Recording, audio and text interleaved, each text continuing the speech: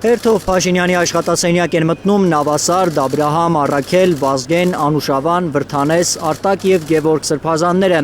Եպիսկոպոսներն աղոթում են հակաեկեղեցական արշավ սկսած Փաշինյանի հետ քննարկում մայրաթոռին վերաբերող հարցեր։ Ուզում եմ շնորհակալություն հայտնել ձեզ ձեր սկզբունքային դիրքորոշման համար, որ դուք այսօր արտահայտել եք հրապարակային կերպով։ Այսօր այս եպիսկոպոսների անունից մի հայտարարություն է հայտնվել Փաշինյանի ընտանիքին պատկանող հայկական ժամանակում։ Նրանք պահանջում են հեռացնել արշակարգեպիսկոպոսին եկեղեցուց և վեհապարին մեղադրում են ուխտը դրժելու համար։ Այդ հայտարարության տակ 13 եպիսկոպոսի անուն կար, նրանցից 9-ը ստորագրությամբ։ Փաշինյանը նրանց հրավիրել էր հանդիպման կառավարության նիստից հետո։ Այսօր նրանց կհրավիրեմ հանդիպում կխնդրեմ, որպեսզի նաև նրանց դիրքորոշումները, մոտեցումները հայտարարությունից բխող ավելի մանրամասն հասկանամ։ Կառավարության հրապարակած 2.5 րոպեանոց տեսանյութում միայն Փաշինյանի խոսքն է լսվում, նա եպիսկոպոսներին ասում է, թե նրանց հետ ընդհանրական օրակարգ ունի։ Կարդացել եմ ձեր հայտարարությունը հենց այդ դիտանկյունից, որ ես ամենայն դեպս տեսել եմ արտահայտությունը նույն կարգի մտահոգության։ Փաշինյանի մտքին վեհապար հայրապետին հեռացնելն է, նրան այդ գործում օգնելու են այս հոգևորականները։ Մայրաթոռի միաբան Ասողիկ Աբեղայի խոսքով կանոնազանց են 8 սրբազանները։ Որևէ եկեղեցական խոնար աստիճանավորից մինչև բարձր աստիճան պետական իշխանությունների հետ հանդիպելիս պետք է ունենա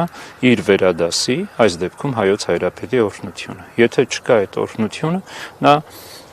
կանոնազանց է և ենթակա է եկեղեցու բարձրագույն հոգևոր իշխանության ամենախիստ վճռի։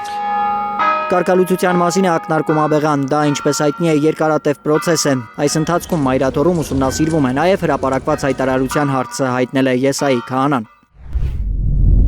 Հիշյալ հայտարարությունը խեղաթյուրումներով շարադրված տեքստ է։ Մի շարք տեղեկություններ և պնդումներ չեն համապատասխանում իրականությանը։ Այս առնչությամբ անհրաժեշտ քննարկումներից հետո լուսաբանություններ կտրվեն։ Հայտարարությունում հոգևորականները պնդում են, թե քննչական կոմիտեն Արշակ սրբազանին վերագրվող տեսանյութերի փորձագիտական եզրակացությունն է տվել իրենց, որով հաստատվում է տեսանյութերի իսկությունը։ Դա հանրային դաշտ է նետվել ինձ համար տարօրինակ կերպով։ Մայրաթոռի դիվանապետը պնդում է, իրեն հայտնի չէ, թե քննչական կոմիտեի ինչ փորձագիտական եզրակացության մասին է խոսվում հոգևորականների հայտարարությունում։ Ինձ հայտնի չէ փորձակնություն,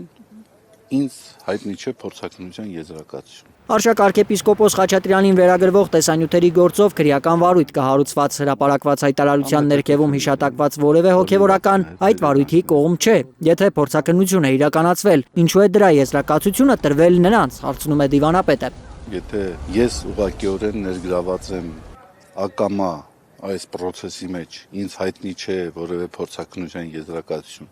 ինչպես կարող է երրորդ, չորրորդ գործին չառնչվող անձանց ձեռքին այդպիսի փորձակնություն լինել։ Այս բովանդակությամբ, ինչպես նաև թե երբ է նշանակվել այդ փորձակնությունը, երբ է ավարտվել եւ եթե կա այդպիսի փորձակնություն ինչու չի տրամադրվել Արշակ arczepiskoposին եւ նրա փաստաբանին, հայլուրի հարցերին քննչական կոմիտեն բանավոր չի պատասխանել։ Մեր գրավոր հարցումը կեսօրին ենք ուղարկել կոմիտե։ Ալբերտ Սերոփյան, Գագիկ Տեր-Ղազարյան, Հայլուր։